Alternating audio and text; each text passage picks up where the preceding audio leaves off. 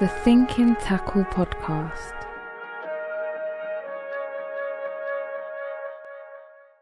Darrell Peck, welcome to the show. How you doing, mate? You all right? Not too bad. A little bit different to the last shows we've done. Yeah, no, I'm missing it in the studio, to be fair. It's I haven't been down to the Korda offices in ages. It's been a really long time. It's quiet, mate, isn't it? Toby, it's pretty quiet in mate, here, there's isn't it? nobody here at all now at the moment. It's just us and little Tobe running about. That's it. Have you met little Toby before? I don't think so. No, I don't think I have. Do you know what we owe him an apology, actually, Tobe? Do we?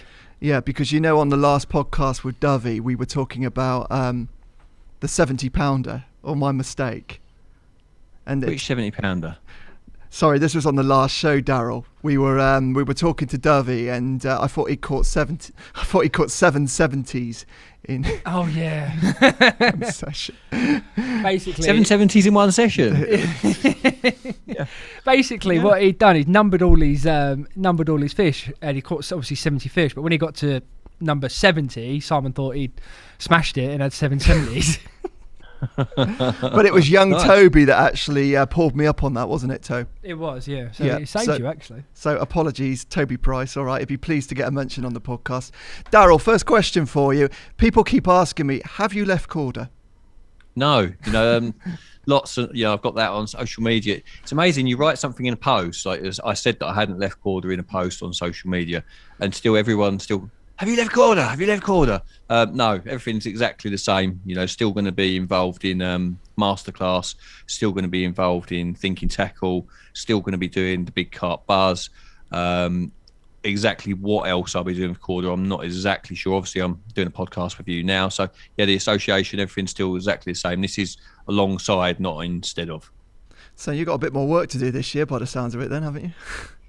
Yeah, I've been a bit of a dosser for a very long time. I've always wanted to do as little work as possible and be able to fish as much as possible. And I've managed that for a very long time. And had a really nice time doing so, and maybe one day again. But I was 39 earlier this year, and I've got 3 kids, and sooner or later you have to take on a little bit of responsibility. That's sort of the plan at the minute. And this responsibility. So for anybody that doesn't know, this is CarpFix TV, the new channel that you and Scott McCulloch have just. You launched it. What was it? The start of the year, end of last year.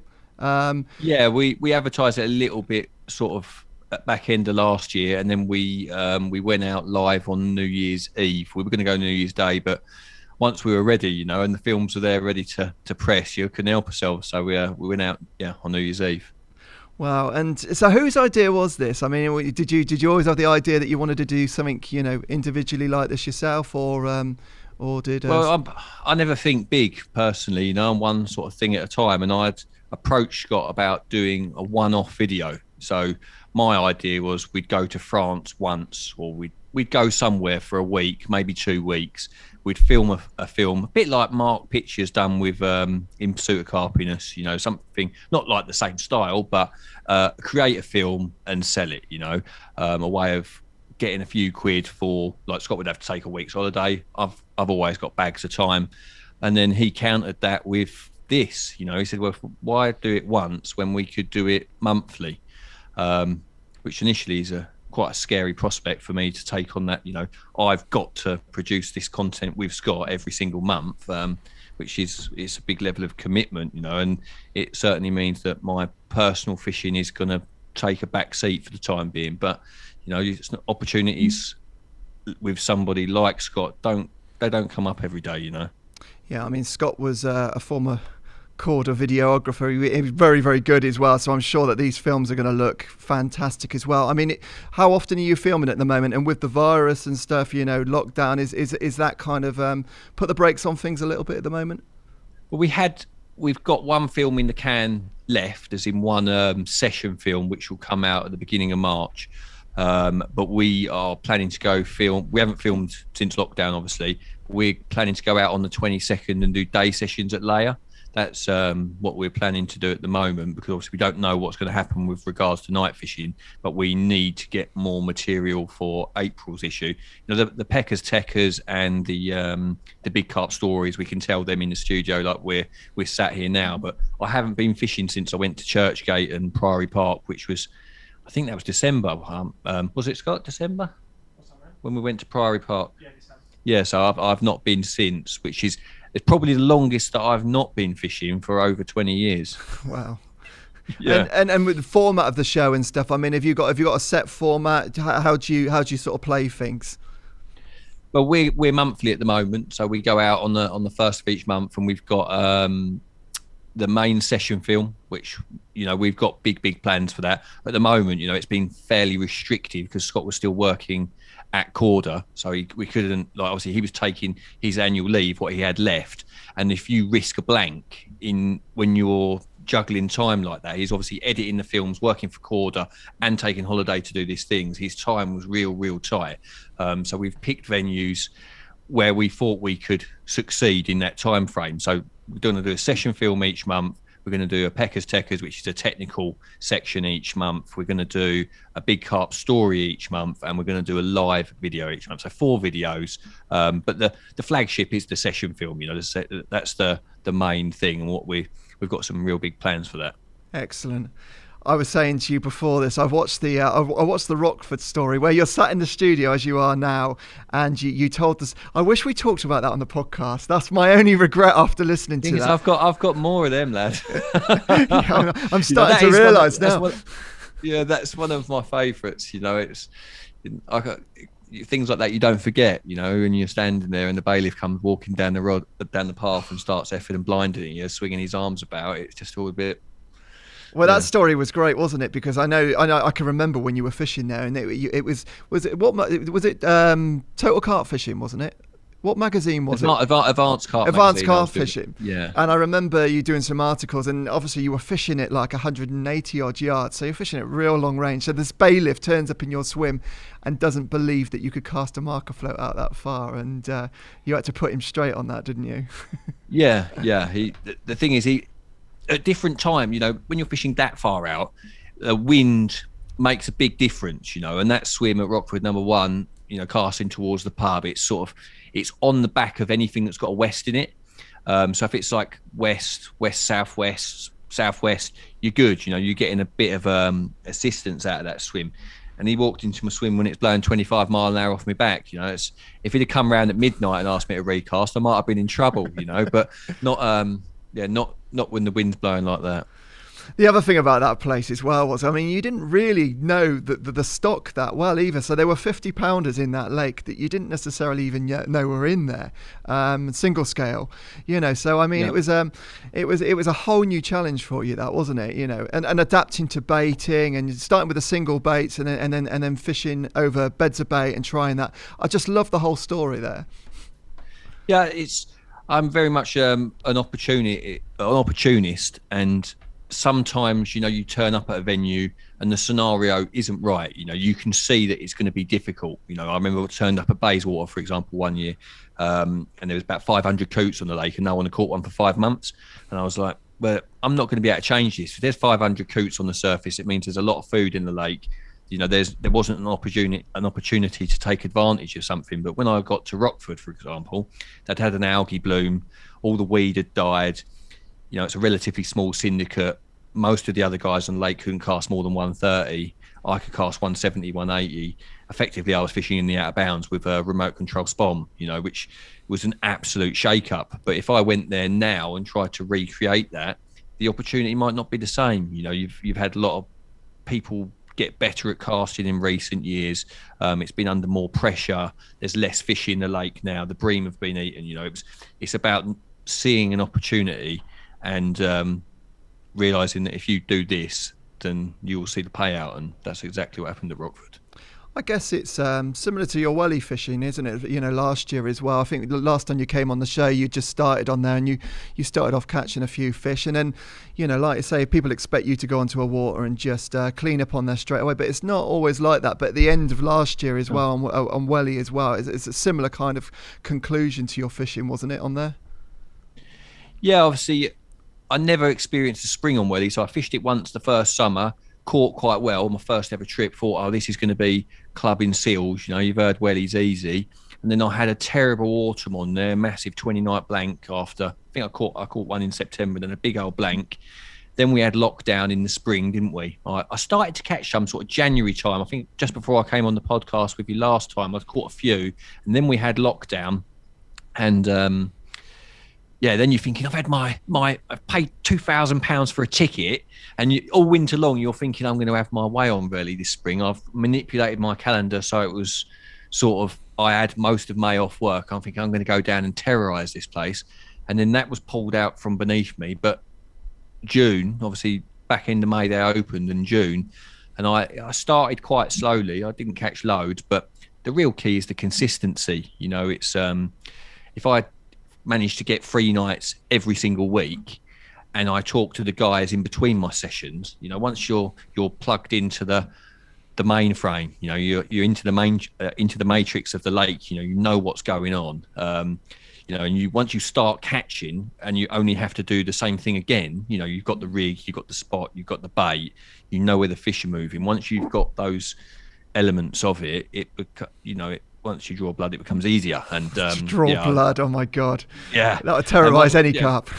It was June and July and August on there was. I had my way. And you said about this matrix stuff. So was there anything specific that you actually you tapped into on there that, you know, just took a bit more time to find? Previously, like the year before, the fish seemed to be quite broken up around the lake in little pods, there'll be 5 or 6 here, 5 or 6 there, sort of all broken up. And that's what made it quite difficult. It's difficult to generate a hit when you haven't got numbers of fish. But I had quite a few sessions in a row where I fished in hole in the bush swim, and I managed to, over the course of these sessions, I managed to get all of my spots producing. So once I had 3 rods that my left and my right hand rod were like 150 yards apart, because one's sort of as hard right as I could cast and one was sort of straight in front of the swim. So I had like a massive area of water. So when one rod's going, I'm not interfering with the other rods. And I had the 3 spots going in that swim, and I was, you know, people don't talk about it, but the effort to get the swim, you know, I've got a little story for you that you'll like then. So one morning I wakes up in Goose Point, and this is before I'd sort of been having my way, right? So I'd had a couple, it'd been quite slow. And then there was a massive showing of fish, like a relentless, they were showing in front of the hole in the bush so much that it was in the dark, and when I woke up in the morning, the whole surface in front of the lake in that area was all frothy bubbles. And there was a few people in my swim saw it. So it wasn't just me that saw all these fish leaping out there.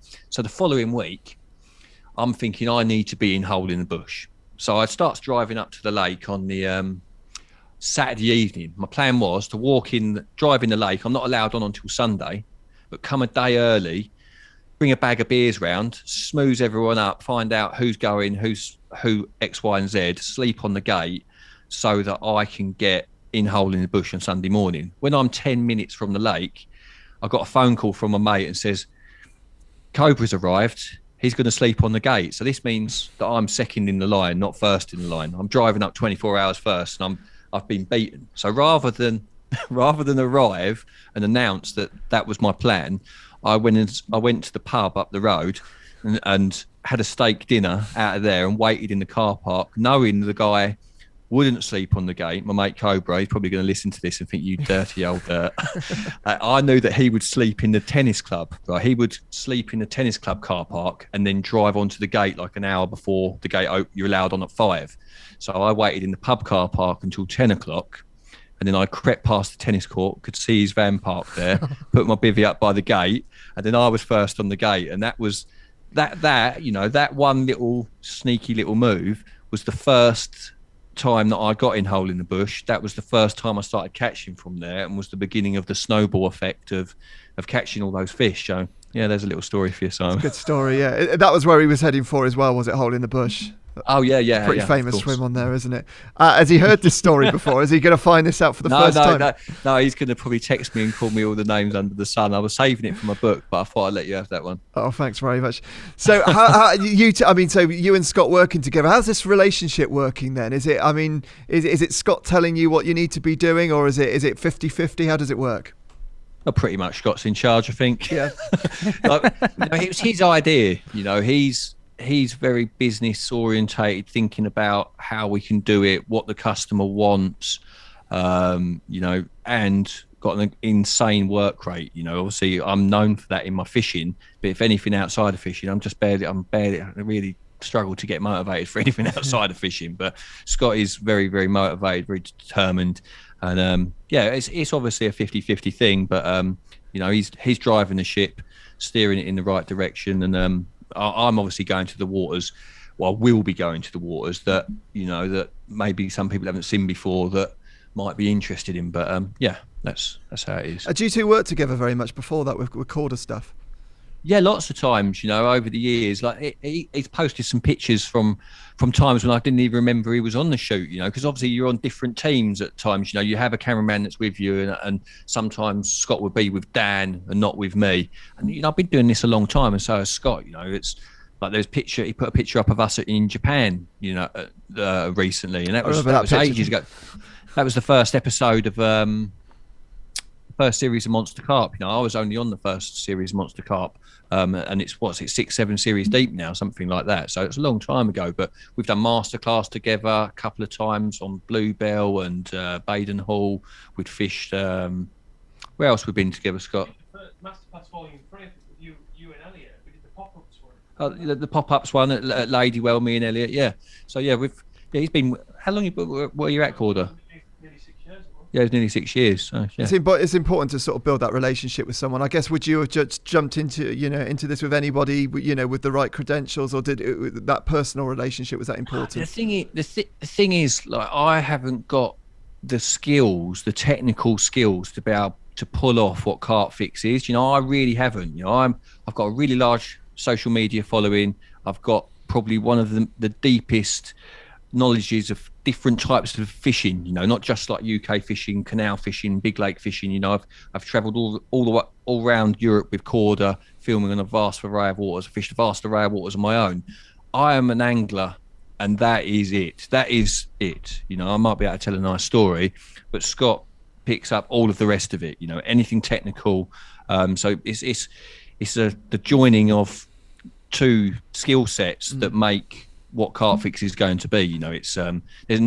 We're not running around with GoPros. That's not what we're doing. This is like high level stuff. Yeah, no, good. Scott also mentioned as well, are you re-releasing the old book, My Misspent Youth? Oh, yeah, don't. It's why are we not allowed to say that? If I'd have printed more the first time round, right? And there's an Ali. So like when I first got the book printed, Ali said to me, "Get 5,000."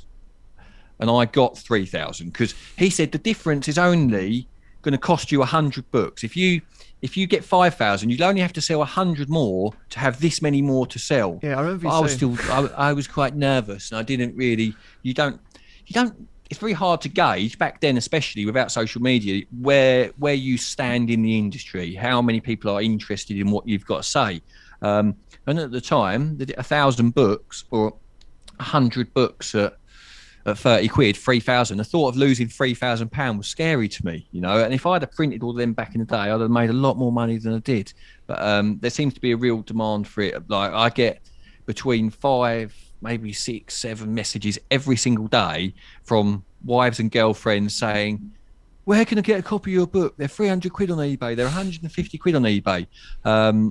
Which is just ludicrous. A leather bound doesn't even cost that much. So I'm about to press the print button any second. How many are going?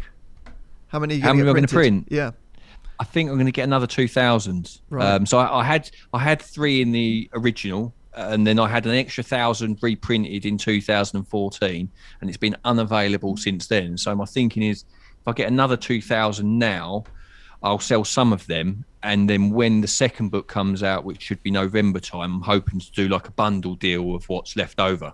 Right. Right. Yeah. Do you liken, CarpFix to releasing a book as well? Where, I guess you guys are tapping into an area, Topography do really, really well as well. Great show that as well. But I guess you don't quite know what the response is going to be like to this. It's the same sort of thing, I suppose.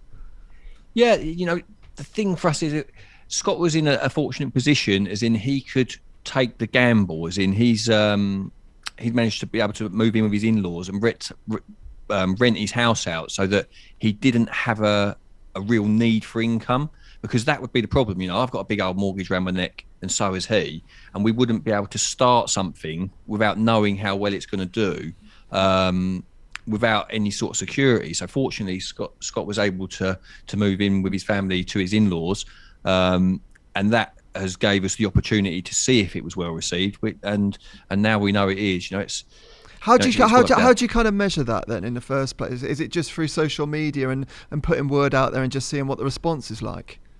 How do you measure what? Sorry. How much demand there is, and whether this is going to be worth doing or not. Well, it was like, again, Scott said to me, he said he thought there was a space in the market for someone with a really big following with a very high grade production. He thought there was a bit of a gap there. And he came to me with a website already made, said, what do you think of this? Would you be up for it? And, when someone of that skill set is offering you that opportunity, I was like, yeah, I'm with you. I'm with you. That's just how it happened. So with your personal fishing, are you going to be able to do any personal fishing now and not worry about having a camera following you around everywhere? Well, yeah, no, because it's not just when I'm fishing on my own, I'm still going to be fishing on my own. But, because I'm working with Korda and with CarpFix, I just said to you at Welly, every single week I managed to get 3 nights in through, not every single week. So if you say June, July and August, I probably had 4 weeks off of the 12. So I managed to string loads of sessions together, and that's how you get big results. You ask any of the top anglers that consistently do it, how do they do it? They go all the time. And that's, you build up the puzzle.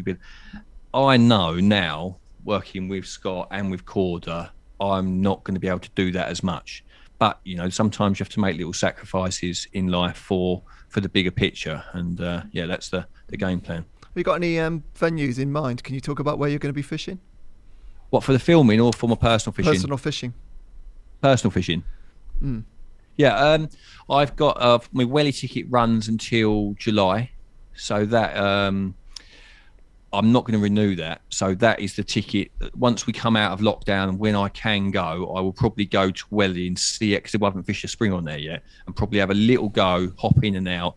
Not a serious campaign, but there's definitely one fish in there that I'm missing from. There's a fish in there called Drop Scale, which is a 50 pounder. That's one of the missing ones for me.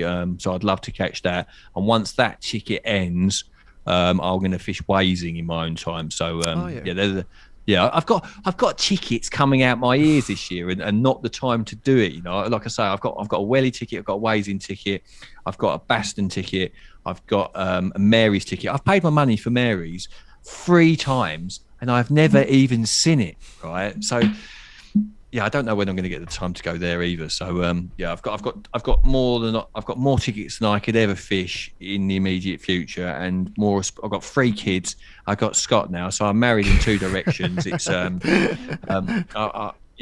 don't see me having the season of my life this year. I'll tell you that much. I don't know, never can. I fancy fishing Wazing as well, actually. If I could have a ticket anywhere else at the moment, I think it's just nice. It's just a nice place to go fishing, isn't it? And there's a great stock of fish in there. You tend to forget after the Parrot that there's still that stock in there, which is seeing how nice they fish. Yeah, really, really nice fish. What about you then, Simon? Everyone, you sit there asking all the questions. How's have you been doing any fishing? You've put him right on the spot now. Well, he hasn't. I can answer that quite simply. No, I fished. I fished the first rota last year, and I fished at Christmas, and I would have fished more over the December period.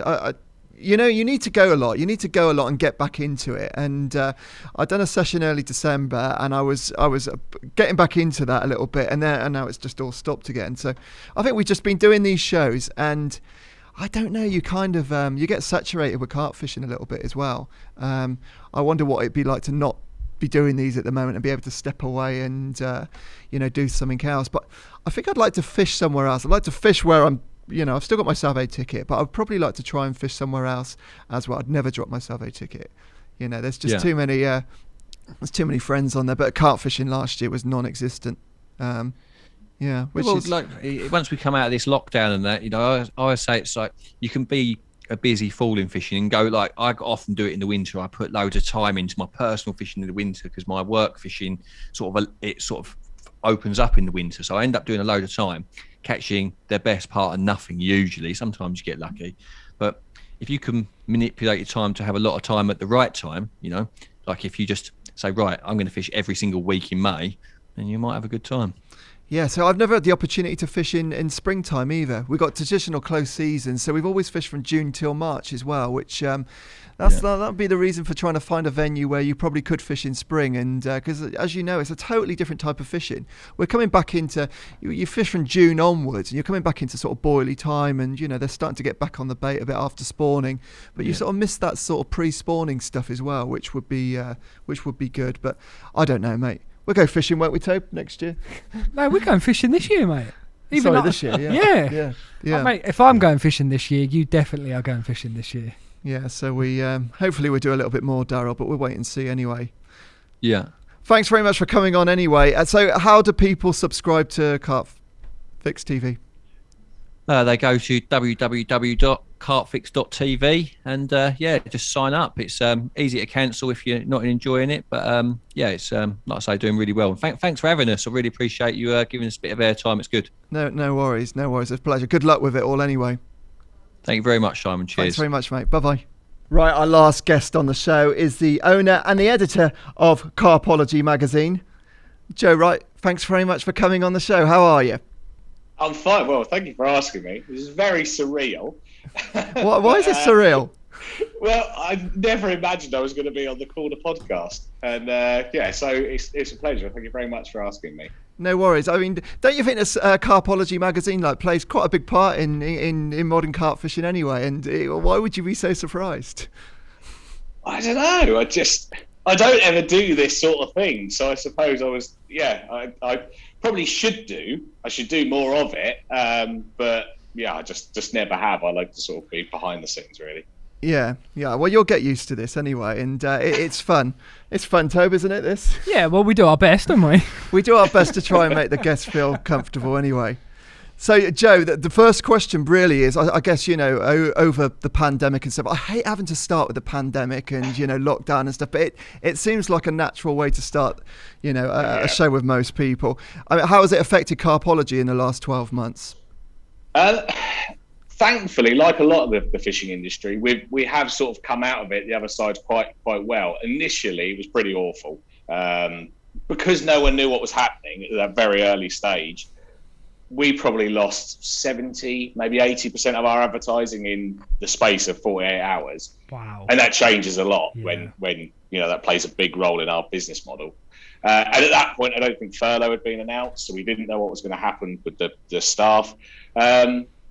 And then that first month, it was really tough. Thankfully, we whilst we lost a lot of advertising, where we made up for it is with merchandise and subscriptions. So that did help us. And then from when we're allowed to go night fishing again. Was it mid-May, end of May? Then we did see an increase again in ad sales and copy sales as well. So it was mainly the advertising thing. Because would you necessarily expect, just because we've gone into lockdown, would you expect people to just stop buying magazines? What is that, out of fear for not having the spare cash to go out and buy a magazine? Or I don't think it was that. I think it was just the unknown for the advertisers, because all of a sudden it was this: we can't go out, we can't go fishing. They obviously didn't know how their customers were going to react to it, so they just shut off any expenditure that they could as quickly as possible, which obviously one route is advertising, so that's where we got affected by it. But in terms of people going out and buying the magazine, we didn't really see a drop off of sales. Like I say, we saw a massive increase in subscriptions, so it benefited us in that way. Have those advertisers coming? I mean, you said that the advertisers coming back now. Yeah. We've been really fortunate. January and halfway through Feb. January was a record January. Feb, I think, will be as well. So it has. We've been very fortunate the way we've come through it. But I think fishing as a whole has. If you speak to most of the sectors, whether that's publishing, whether that's tackle, bait, they all seem to have had very good years.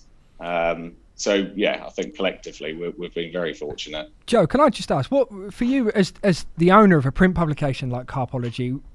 Obviously, advertisement's such an integral part to your model, as you said. What went through your head when those advertisements started to come away? What was going through your head at the time? It was awful. It was just the fact that whilst that advertising collectively it's both print and digital now as our business model, it obviously affects the whole business, whether it's going into the print part or the digital part. So like I said, we didn't know if the furlough scheme, we didn't know about that at that point. So it was the reality was it could all come crashing down and we could lose the business. It was like for so many people, we're all in the same boat. It was just it was pretty awful. Yeah, it's that uncertainty. I mean, it was the same for us as well. We've spoken to Damien on the show previously about it. I mean, even for us, there's still this uncertainty that how long is this going to last, and how long can we maintain this for? Do we need to take business loans out or whatever? There was so much up in the air at the time. It's good to hear though that it's recovering now and it's getting back to some sort of normality. Yes, it really is. I think as soon as we got to the summer, that's when it really did change. We saw a lot of advertisers come back on board.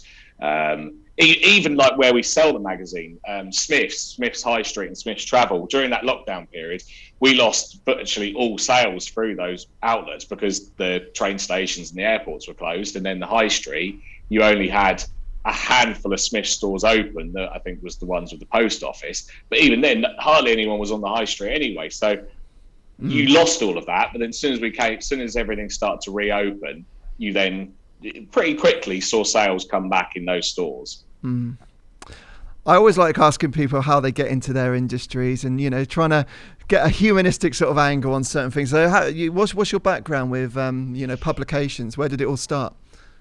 Very young age. I don't know why, I've always had this obsession with magazines. I've never liked books because they've always just been, my attention span's too short, and I always find I can get two-thirds of the way for a book and then I never finish it. Where magazines, there's just something about them that intrigues me, and I particularly the design of them as well. I'm really into design. So it was from a very young age, and then did various school, college. I was going to university, and then I kept writing to Anglian Publications, who were the publishers of Carp World and Crafty Carper.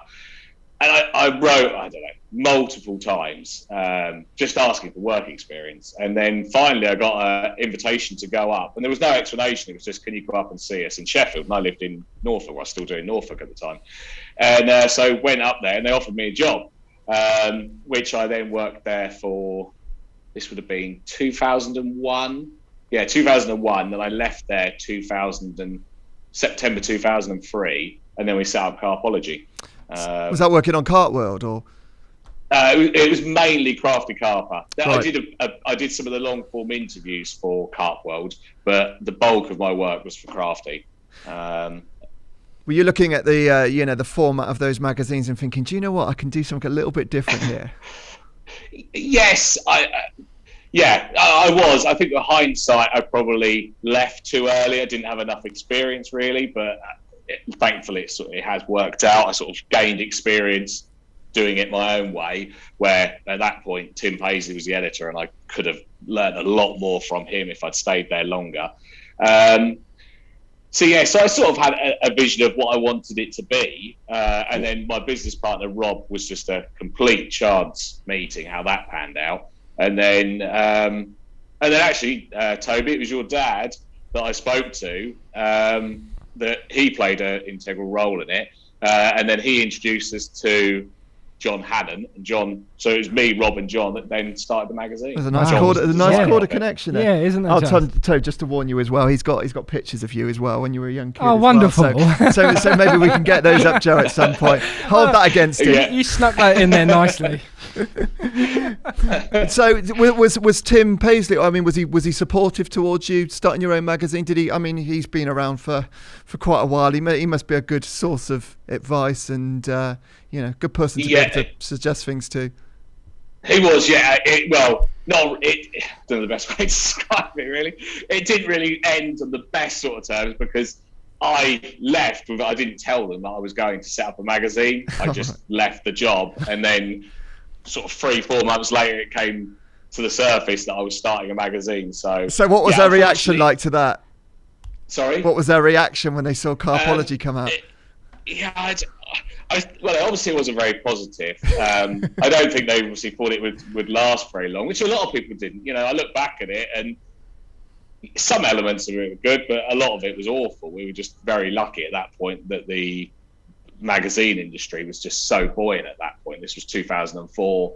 There was, we were in a very buoyant market.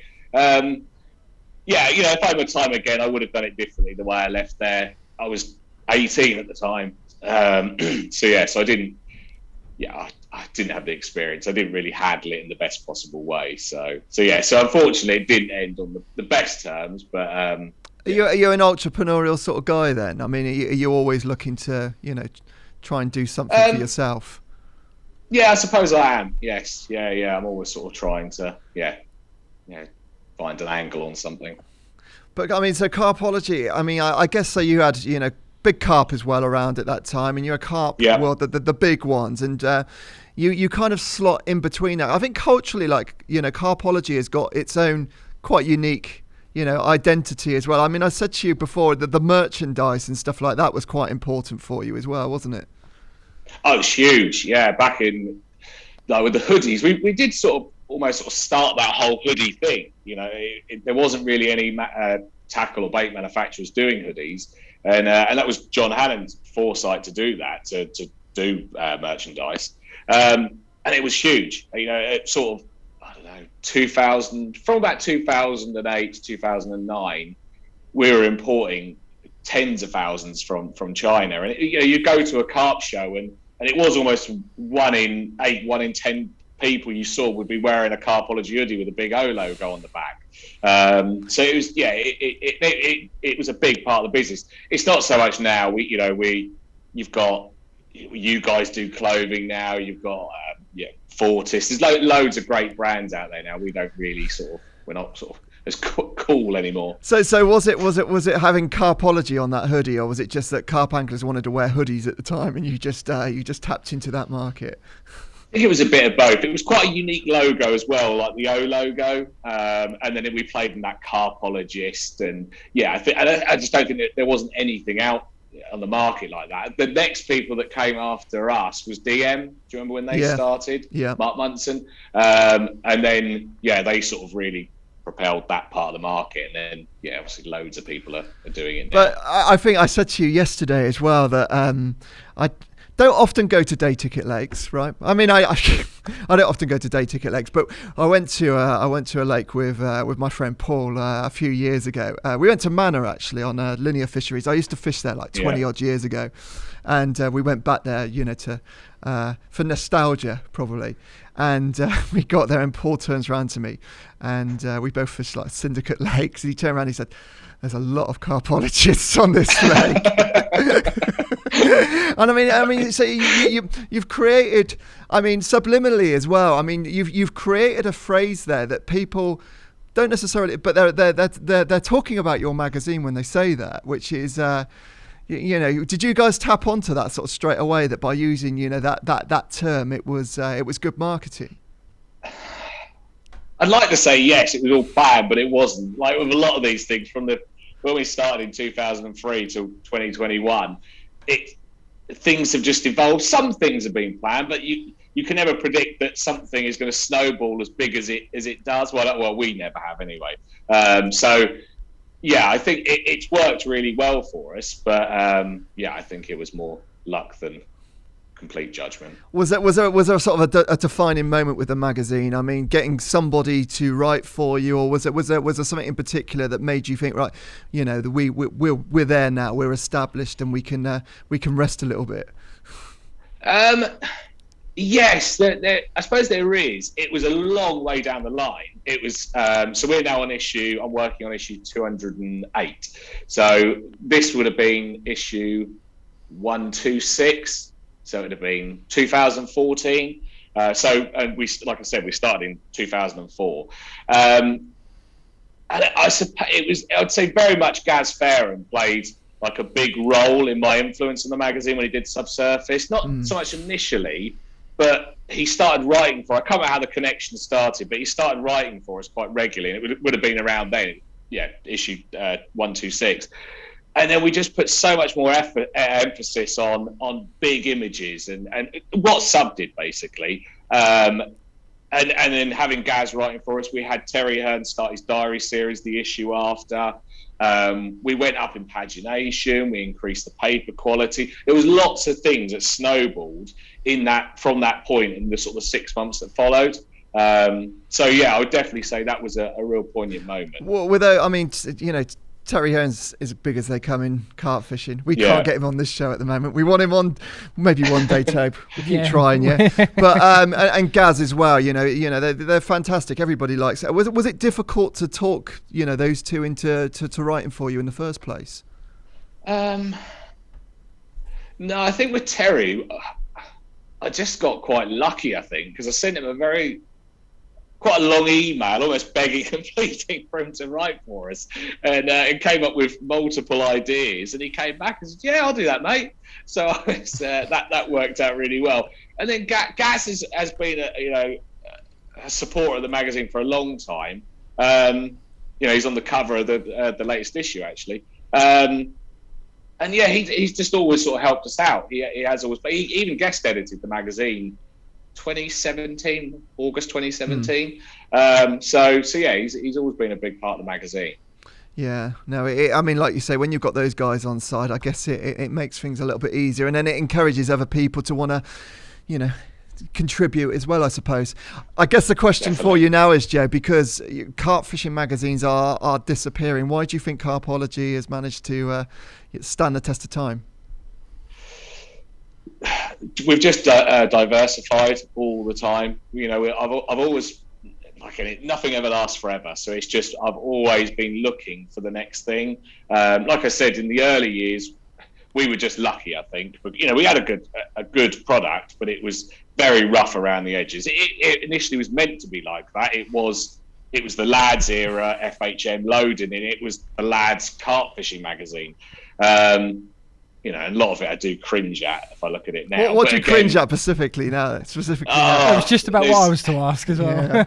Yeah. Just a lot of the way it was written. I suppose we used to do 50 in a month. Do you remember that? Yeah.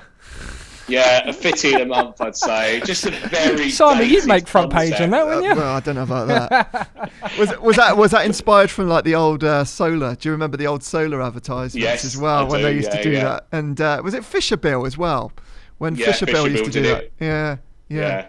But again, at the time, it wasn't really it was part of that era. But now you look at it and you think, God, that's awful. I can't believe we did that. So I suppose, I can't remember exactly what your question was. Yeah, we were talking about diversifying and standing up, compared to everybody else. Yeah. Yeah. So, it would definitely be the fact we diversified, massively. We tapped into social media very early when a lot of the really big publishers at the time, just didn't want any part of it. It was obviously it was never going to go away, so we used it to our advantage. And then with the magazine, as we've grown and matured in ourselves, we've produced a better magazine now. The quality of writing's better, the contributors of the highest standard, the photography, the design. So I think we produced a product that is of a very high quality. And the work that goes into it is incredible. It is a massive, massive job every month. So I just think, we've just just worked very hard at it. And thankfully it's paid off. Do you tend to, I mean, are your employees, are they tend to be younger? Yes, yeah, we've got 2 videographers, Joe and Luke, really, really talented. They're great. And then we had Abby Brewster, who was our social media editor, but she left just before lockdown, actually. And we've just taken on Phoebe Stewart. She's brilliant, really, really good at social. Lou, the designer, young, very creative, does some great design. Do you think it helps to have a young workforce there? People that are more social media savvy than, maybe older people like us. Me. I was going to say, don't include me on that. Yeah. I think it does. Because, if you look at, not just look at a lot of the big publishing houses, not just carp fishing, that a lot of them that are run by older generation that have lived and breathed print, and it's always been print, and it's their bread and butter's advertising. They've never done anything different. For them to diversify, it's a very hard thing for them to do, and they're stuck in their ways. Where, because we're a younger team, I think we're just aware that there's all these things that are always going on, and you've always got to look for the next thing. So yeah, I think it does help having a younger team, definitely. Yeah, I'm sure. I've noticed as well recently you've just started up CARPology on YouTube. You've got your own YouTube channel now. Yes, yeah, there's a lot of emphasis on it. We've had the channel for a long time, but it's only in the last 6 months really that we've really put a lot of emphasis into it. It's really growing now, producing a lot of content that is, in sessions, interviews, road trips, that as well as like a comprehensive review playlist, and it's doing really well. We're growing 2,500 subscribers a month, lots of long features on there. So it's it seems to be popular. Do you think these viewers are already? Do they already buy the magazine, or are you seeing a change in sales as a result of this? No, not at all. I think we did a survey last year, and I don't think the core facts or data of that survey will have changed much. Our print readership is, the average age is 50 plus. Where if you look at the analytics on YouTube, it's between, I can't remember exact figures, like 30 to 35. So there's a big difference between the print magazine and what we produce online and in video form. We're always looking for algorithms or what looking for patterns in what people really want to see. I mean, we find personally, I think you could agree, Tobe, as well, that it's the guest, it's the big names. Yeah. I mean, we could get somebody on that's so knowledgeable. We know people we in carp fishing that would be fantastic. Maybe not necessarily to tell their stories. They might not be necessarily great storytellers, but technically they're brilliant. And we all know that there's people out there that have caught more fish than some of the more well-known guys, but they just won't tune in. It's so difficult to convince people to do that. I mean, have you found the same? Is it all about, you were saying with Gaz and Terry, that helps as well. Have you found a similar pattern, or are there other things that people want to tune in and watch as well, or read? With the video side of things, Chili is probably the most loved person on YouTube. Looking at our analytics, you put a video up of Chili and it's virtually all thumbs up. We hardly get any thumbs down. The winning formula is Adam Penning on and in session. That we did a survey recently on all based around YouTube, and that was the winning combo of those two elements. But road trips really popular. And then in the magazine, I think anything with Terry is always massively popular. If we can get an interview or a story from Terry, and the same with Gaz, he's always going to be really popular. Do you find Terry as available now as he used to be, or is he more content just to say, do you know what, I don't need to do this so much anymore? I suppose, to be honest, I don't hassle him. I probably message him once a year and just say, is there any chance that you could headline the January issue? It's our Christmas edition.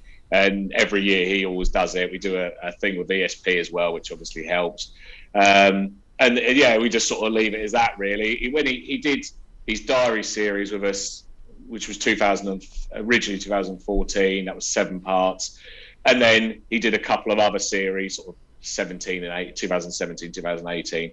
But to be honest, I think now it might be harder to get him because he does the videos of ESP, and I think the response, that gets 100,000 views, where our magazine will get read by 10,000 people. So, I think that obviously the videos are more appealing to him. So I must admit, I haven't really pushed it. It's just been once a year that I approach him. It's a pattern here, Tobe. What's that? The 3 people that Joe's just mentioned, we haven't had any of them on the podcast yet. Yeah, that is. They're all going to be writing in now, Joe, saying, we want Adam on, or we want Chili on, or we want Terry on. Yeah, we'd like him on as well. We do our best. We do our best. Yeah, you never know. What's coming up with the magazine? Just getting things back. Hopefully, getting back to normal again now, Joe. Yes, we've got quite a few things lined up for the year. A few additional supplements that come with the magazine. We've got a summer special edition, which is like a 13th issue for the year. That we dropped that last year because of obviously the pandemic. Where this year it's back in place. There's lots of exciting things. We always try and keep it as fresh as possible. There's a lot more long form interview in there now. We've got a nearly 10,000 word interview with Ian Paul, one of your consultants. Actually, you don't really see a lot from you Paul don't these actually days, so he'd be a good guest. I used to know him anyway. Yeah, he would be such a lovely guy. Yeah. Really friendly guy, but incredibly knowledgeable. Like, it's just, his memory is photographic. It's a wonderful piece. It's really interesting. The fact that he hasn't done anything for seems like years. I thought it'd be really interesting to get him back. That's a really nice call, that, actually. I like that. And our very own Toby Clark got mentioned in your magazine, didn't he? He did. Yeah, he did. He was. I think it was in the top 10 best jobs in carp fishing. That's it. Yeah, I was so proud. I sent that to all my lecturers at uni. I saw you put it on. You tweeted it. I did. Yes, I did. Yeah. Yeah. No, thanks for that. That was nice to see. It made us chuckle. That did, Joe. Brilliant. And then the next thing I did was send it to Tom Dove and went, "I'm 2 places above you." Oh yeah, Dovey was in there. I forgot about that. Did Dovey like that? I wasn't in there, actually. I haven't got one of the best jobs in carp. I think I've got a good job in carp fishing, actually. You've got a wonderful job. Yeah. Not as good as mine. Obviously not, have I? No. Joe, thanks very much for coming on the show. Was it all right? Did you enjoy this? I did. I really enjoyed it. I was petrified before I came on, but it hasn't been. You're a very good host. You calmed my nerves. It wasn't too bad. Well, no, it's a pleasure. It's really good to talk to you and get a different angle. And like I say, with these Zoom calls, we can use this opportunity a bit to, diversify. And that's, we might as well take advantage of this. So it's really good. Definitely. Thanks very much for coming on the show. Lovely. Well, thank you for inviting me. The Thinking Tackle Podcast.